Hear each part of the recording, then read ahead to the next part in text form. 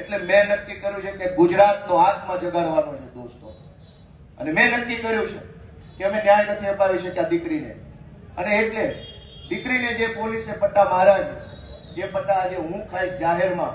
અને મેં નક્કી કર્યું છે કે આ દીકરીના પટ્ટા માર્યા છે એ પટ્ટા મને મળવા જોઈએ, અને ગુજરાતનો આત્મા જાગવો જોઈએ.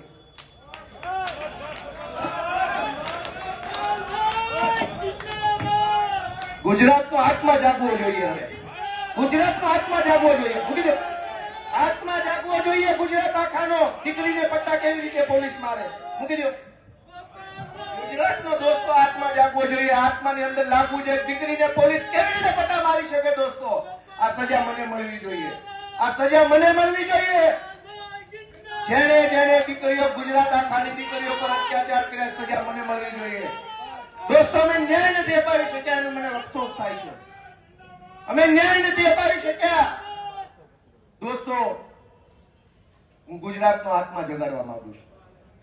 કોઈ અમને જિંદગીભર મત ન આપતા, અમને હરાવી દેજો, પણ દીકરીઓને ન્યાય અપાવવા માટે તમારા આત્મા જગાડો. તમારા આત્મા જગાડો.